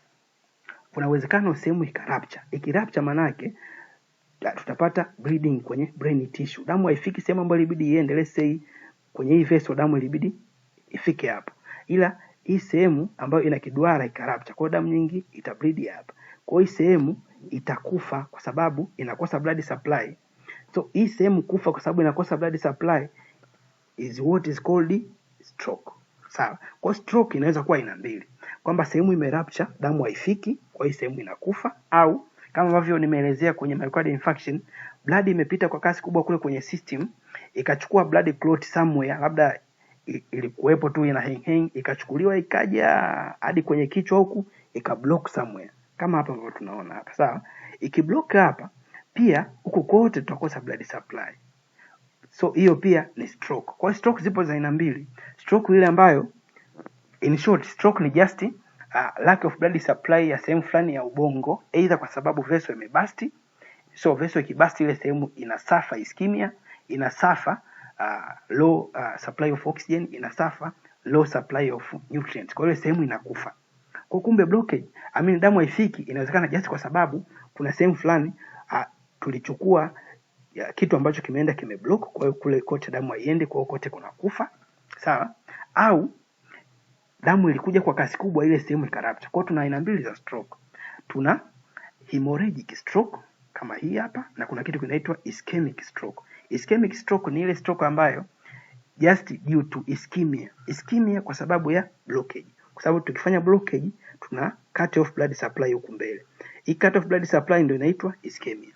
So hypertension ni risk ya ischemic stroke, pia ni risk ya intracerebral hemorrhage au jina lingine inaitwa hemorrhagic stroke. Pia damu ikienda kwa kasi kubwa kwenye kidney inasababisha kidney failure ambayo itapelekea kwenye end stage renal disease. Sasa kumbe hypertension inaweza ikasababisha left ventricular hypertrophy, inaweza ikasababisha heart failure, inaweza ikasababisha myocardial infarction, inaweza ikasababisha ischemic stroke, inaweza ikasababisha hemorrhagic stroke, inaweza ikasababisha kidney disease. Vile vile damu ikienda kwa kasi kwenye macho inasababisha vile ambavyo nimewambia kule nyuma kwamba mtu akashindwa kuona ghafla. Ile kushindwa kuona ghafla tunaita hypertensive retinopathy. Kwa pia complication nyingine, mtu anaweza kushindwa kuona just kwa sababu ya nini? Blood pressure. Kwa sababu damu ilikuwa inaenda kubwa ikaharibu kule retina, kwa mtu hawezi kuona. Inaitwa hypertensive nini? Retinopathy. Nafikiri tumeelewana hapo.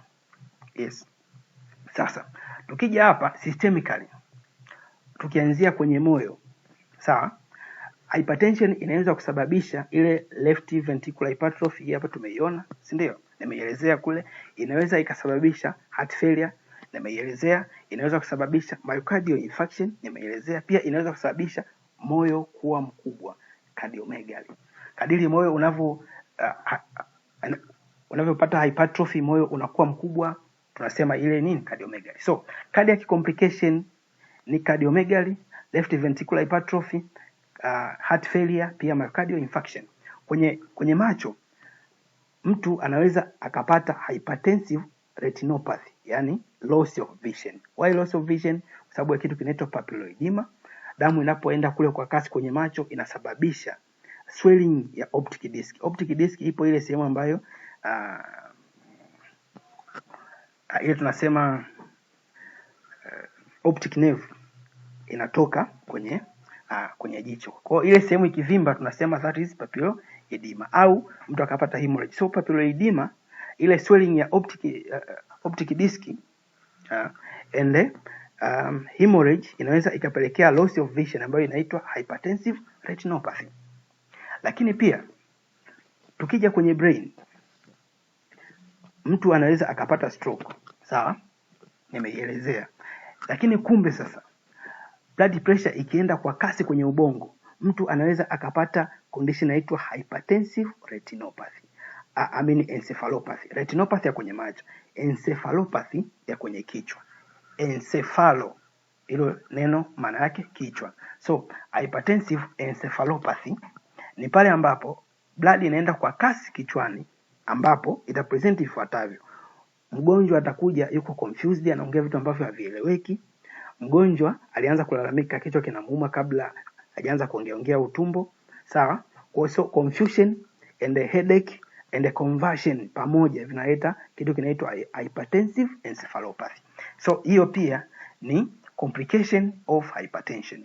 Iko kitu kinaitwa hypertensive encephalopathy. And usually hypertensive encephalopathy huwa inatokea pale ambapo mgonjwa akiwa anakuja with stage 3 hypertension, blood pressure ikiwa juu ya 180 ya 110. Mgonjwa atapresent with nini? Hypertensive encephalopathy. Sawa. So kwenye renal tulikuwa tunasema mgonjwa anaweza akapata renal failure. Sawa. Kwenye CNS kichwani mgonjwa atapata stroke whereby ischemic stroke or hemorrhagic stroke, maishaelezea. Kwenye blood vessel, zile blood vessel they can be stiff, huyu mgonjwa atapata atherosclerosis au rupture of the aorta, inaitwa aortic dissection kwa sababu ya high blood pressure. So aorta ina rupture, mgonjwa anapata aortic dissection. Kingine hiki hapa tushaelezea hypertensive retinopathy. Another myocardial infarction tumeelezea. Hypertensive cardiomyopathy ni ile cardiomegaly ambayo tumeisemea. Heart failure pia tumeisemea. Kidney tumeisemea. So which investigation can you do kwa mgonjwa ambaye ana hypertension?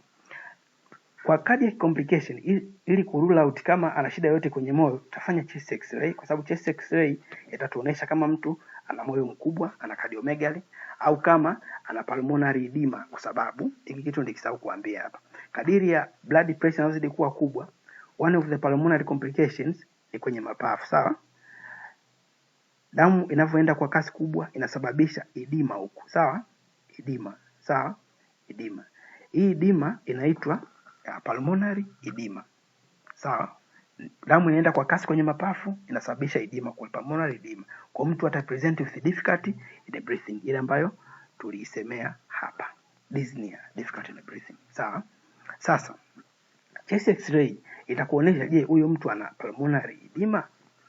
Kwenye ile chest x-ray ukifanya tunaona kuna patches nyeupe. Ukiona hivyo most probably ni pulmonary edema, au kama moyo mkubwa x-ray itakuonesha.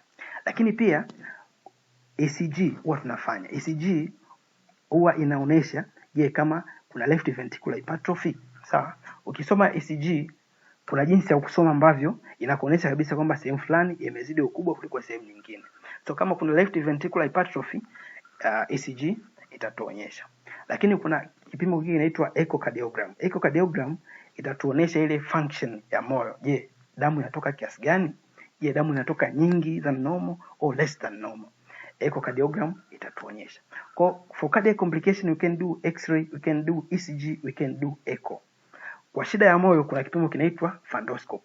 Fundoscope tunaenda kuangalia, kuna kipimo fulani hivi ni kama kitochi hivi.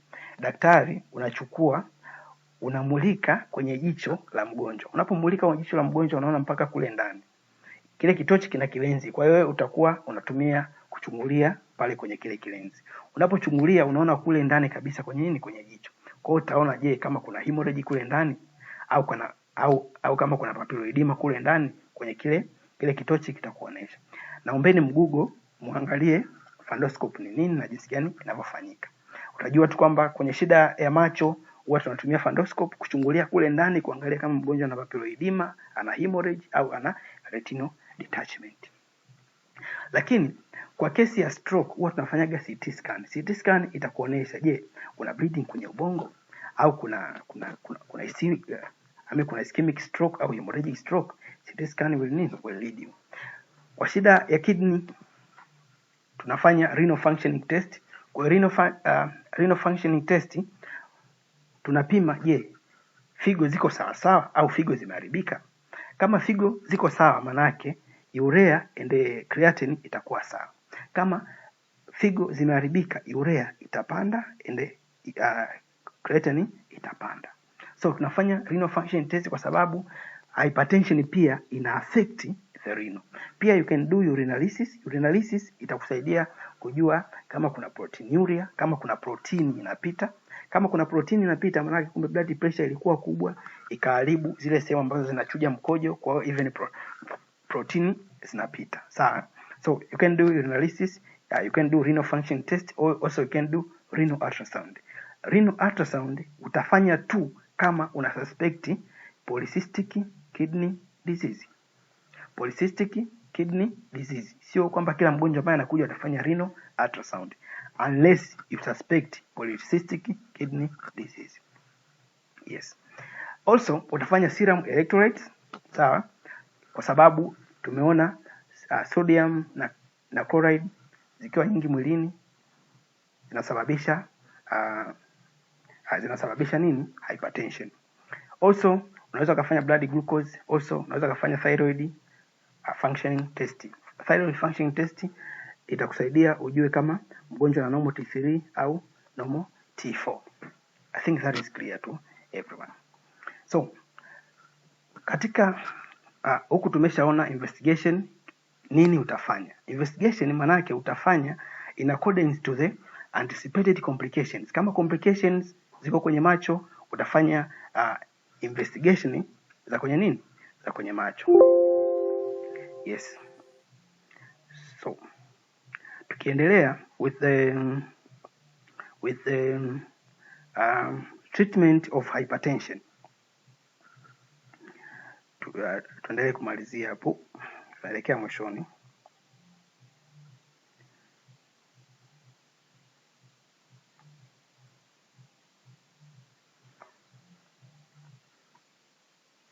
Treatment of hypertension. So kwenye treatment of hypertension huwa kitu cha kwanza kufanya mgonjwa akija yuko hypertensive, the first option huwa ni non-pharmacological management.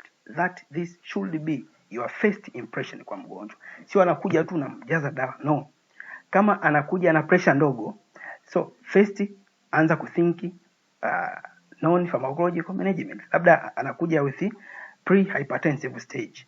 Pale ndipo ambapo nilisema kwamba hatutoi dawa kwenye pre-hypertensive patient, but mgonjwa kama huyo huwa tunafanya lifestyle modification.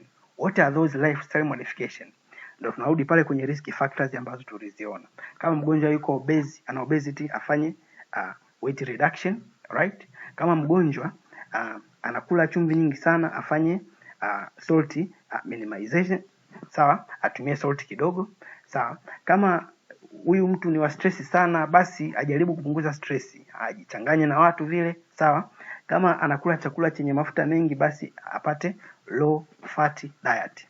Lakini pia inabidi afanye physical exercise. So non-pharmacological management, katika vitu ambavyo utamshauri mgonjwa kwenye kule management, katika vitu ambavyo utamshauri mgonjwa, lazima tusikie weight reduction. Kama wewe mtu yuko obese, lazima tusikie apunguze kula sana chumvi.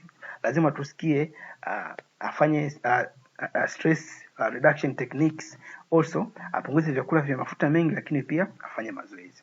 Ikitokea sasa non-pharmacological management imeshindwa kufanya kazi, huyu mgonjwa akaenda mpaka kwenye hypertension, let's say hypertension stage 1, ataendelea na non-pharmacological management plus medication. Akishaenda kwenye stage 1, unapotoka one stage kwenda nyingine, ile stage ambayo umeitoka uiache. Kwa hiyo huyu mgonjwa bado atakuwa anafanya non-pharmacological but plus medication. What are those medication?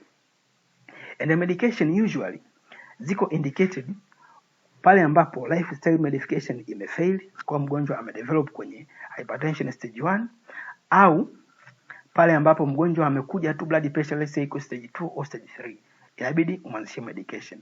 So mgonjwa kama huyu atafanya lifestyle modification plus pharmacological management, na huwa tunaanza na dawa moja. Remember, we give monotherapy.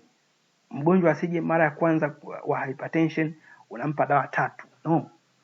Mara ya kwanza afanye lifestyle modification plus dawa moja. Dawa ambazo huwa zinafanya vizuri sana kwa Afrika, kwa watu weusi, ni thiazide diuretics, hydrochlorothiazide, sawa, ambayo dozi yake ni 12.5 mg, au kuna dawa inaitwa bendroflumethiazide ambayo dozi yake ni 5 mg OD. So this ni OD, even this ni nini? Ni OD, sawa. So this once a day, also this once a day.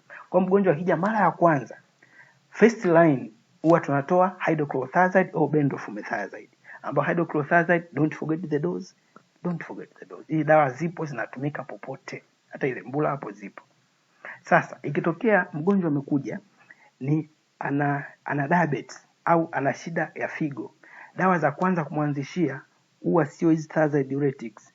Wagonjwa wenye shida za renal, sawa, shida za figo au shida ya diabetes, dawa ambazo huwa zinafanya kwao kazi vizuri is either angiotensin converting enzyme inhibitor, sawa, ambayo it's either captopril or enalapril.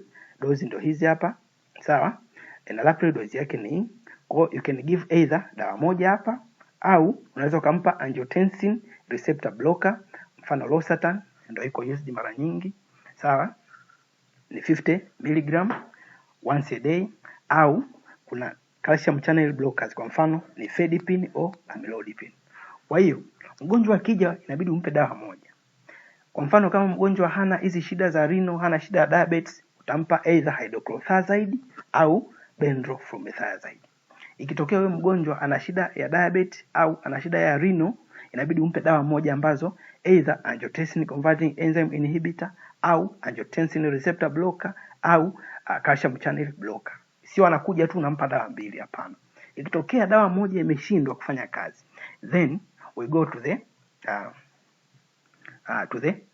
combination therapy. Sasa kumbe hawa wagonjwa wenye renal and diabetes huwa tunawapa hizi. Ikitokea mgonjwa ana ischemic heart disease, ni zipi? Ni zile ambazo nilisema kule, zile angina kule ndio waelezea. Mgonjwa mwenye angina yoyote huwa tunatoa atenolol, sawa? Atenolol huwa ni beta blocker. Beta blocker kazi yake itaenda kublock beta receptor. Tunapo block beta receptor za kwenye moyo, tuna decrease cardiac contractility. Kama mnakumbuka vizuri, tuliona huu mchoro hapa. Mchoro hapa. Hapa kwamba kwenye moyo kuna beta 1 receptor. Hizi beta tukizistimulate na ile sympathetic nervous system, tunasababisha increase of cardiac output, kwa sababu moyo utakuwa una contract sana. Kwa zile beta blocker huwa zinakuja kublock zile receptors za kwenye moyo, hivyo moyo hauta contract sana, tutapunguza cardiac output, tutapunguza blood pressure. So beta blocker ambazo huwa tunatoa kwa wagonjwa wenye ischemic heart disease ni zipi? Ndio zile ambazo tumeziona hapa shortly. It can be atenolol or it can be metoprolol, sawa. Lakini kwa dawa nyingine inaitwa propanolol zo inatumika, sawa. So mgonjwa yote ambaye atakuja yuko hypertensive lakini analalamika upande wa kushoto huku huwa sometimes panamuuma sana, tunampa beta blocker plus huwa tunatoa junior aspirin. Junior aspirin pia inaenda kusaidia hizi function of beta blocker. Kwa hiyo wagonjwa wa ischemic heart disease huwa tunatoa beta blocker plus junior asa. Don't forget. So pia dawa nyingine ambazo huwa zinatolewa furosemide, najua ya kila mtu anaijua hii dawa, ambayo inatolewa 40 mg twice a day or once a day kulingana na blood pressure. Au kuna dawa nyingine inaitwa torsemide, hii pia ni loop diuretics, sawa. Kuna dawa ambayo pia ina antagonize action ya aldosterone ambayo inaitwa spironolactone, sawa. Hii hapa inaitwa potassium sparing diuretic, inaitwa spironolactone. Pia hiyo inatumika, kwa msishangae. Dozi nimewaandikia. Tutaona kwa mtihani ujue dozi, tutaelewana hapo hapo. So ikitokea dawa moja imeshindwa kufanya kazi, lazima tucombine dawa ya pili. So second line ina involve combination therapy. Tumempa dawa moja imeshindwa kufanya kazi. Dawa gani umempa? Kama mtu hana magonjwa mengine ndio tumesema tunampa zile thiazide diuretics. Kama ana magonjwa mengine ya renal na nini, zile dawa ambazo tumesema. Kama mtu ana ischemic heart disease, nimesema tunampa zile nini, beta blocker kama watu tumeona kule. Ikitokea umempa dawa moja haijafanya kazi, inabidi uplus dawa ya pili.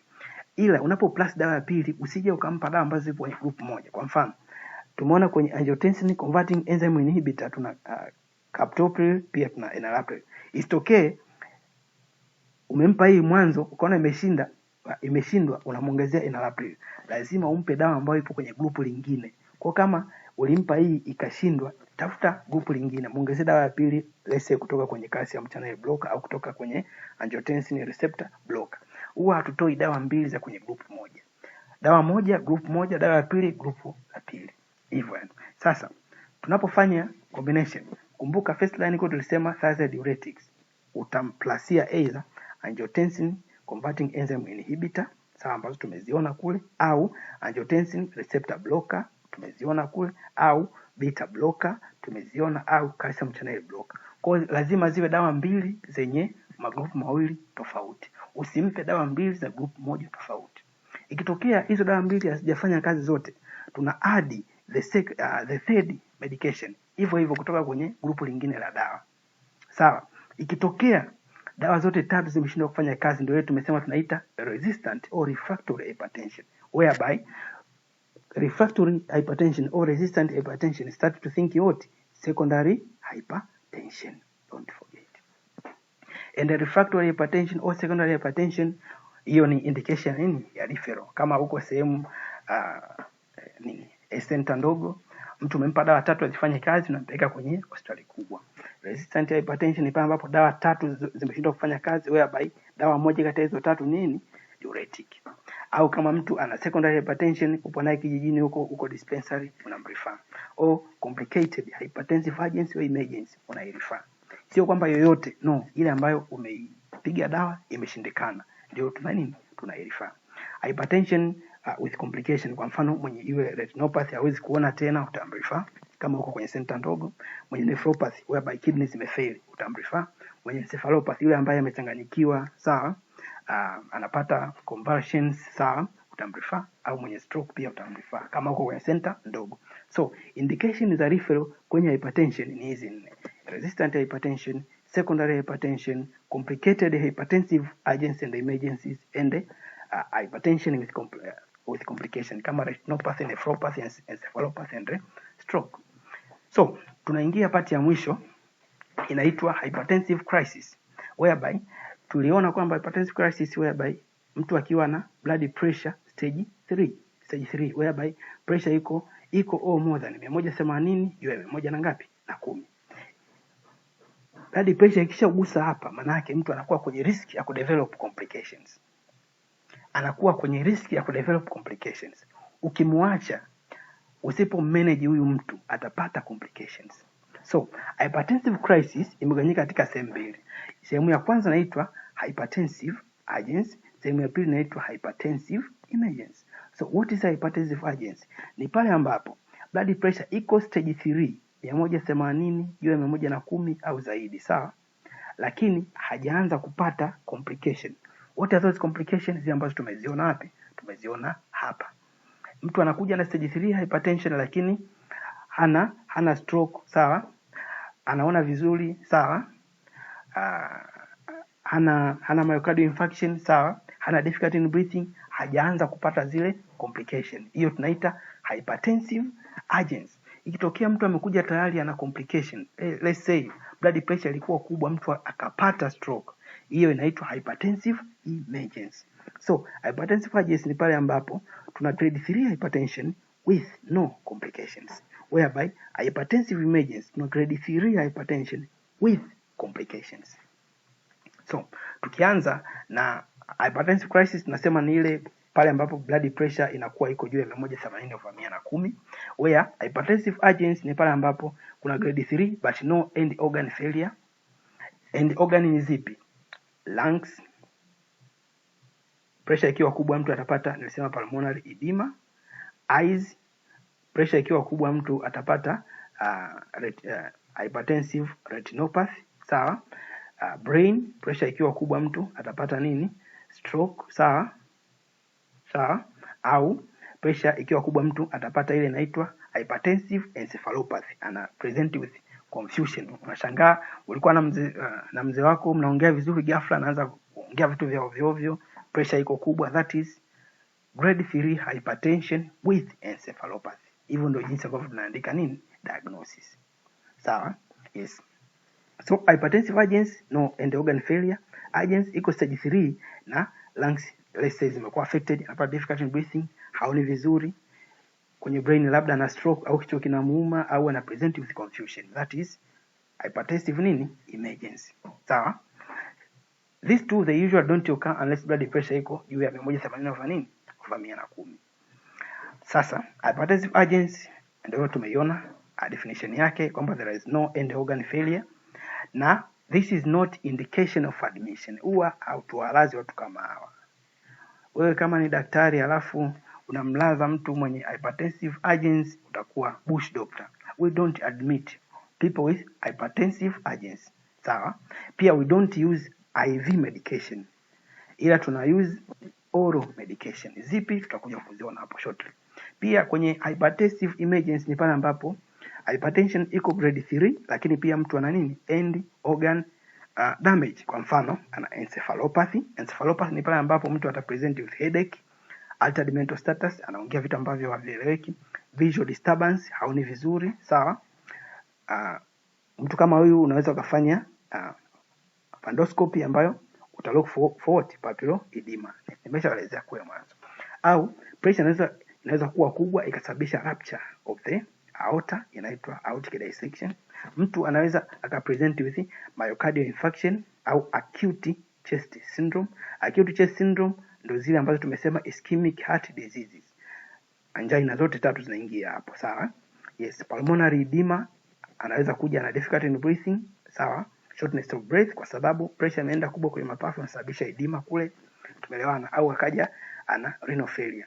Acute kidney injury, pressure imeenda kubwa kule imeharibu kidney. Au anaweza akapresent with stroke, au kuna condition inaitwa transient ischemic attack. Utakuja kuiona kwenye stroke, sababu unaposoma stroke inabidi usome pia na TIA. So treatment kwa yule wa urgent nimesema atumlazi, pia tunampa oral medication.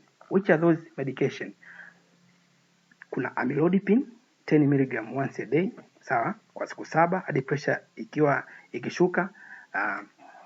Utaangalia umuongezee kama dawa ya 3 au ya pili, sawa. Lazima umpe amlodipine na dawa nyingine, let's say captopril, sawa, au unaweza kumpa na losartan, au unaweza kumpa labetalol, sawa, au unaweza kumpa nani diuretics. Mara nyingi mimi huwa nawapa amlodipine plus kuna dawa ambayo ni combination kati ya losartan and hydrochlorothiazide, inaitwa losartan H, sawa. Wanatoa amlodipine 10 mg once a day plus losartan H, dozi yake 62.5 mg once a day, na wagonjwa wanapona vizuri kabisa. So unaweza ukatoa amlodipine plus hizo, au kama una hiyo combination ya losartan plus hydrochlorothiazide inafanya kazi vizuri zaidi. So unatoa just amlodipine plus losartan H ambayo dozi yake ni 62.5 mg OD. Pia kuna dawa nyingine inaitwa telmisartan H. Pia unaweza ukatoa combination kati ya amlodipine plus telmisartan H. Telmisartan H dozi yake ni 92.5 mg once a day. Kwa mara nyingi kwangu mimi wagonjwa wote ambao nimewaona wenye hypertensive urgency wanatoa amlodipine plus either losartan H au telmisartan H, and inafanya kazi vizuri, wanaamka fresh kabisa. Unawapa just for 1 week, baada ya hapo unakuja kuassess tena, sawa. So urgency unaweza ukaifanyia hivyo, amlodipine plus losartan au plus telmisartan. So ile hypertensive emergency nimesema ni ile ambayo treat with IV medication, na hii pia ni indication na nini admission. Treat vipi? Huwa treat with hydralazine 10 mg ambayo tunatoa slowly. So tumejua definition of hypertensive crisis, tumejua zile types zake, urgency and emergency. Tumejua kwamba mwenye urgency hatumlazi, mwenye emergency tunamlaza. Tumejua mwenye urgency tunampa oral medication, mwenye emergency tunampa IV medication. So thank you, see you another time.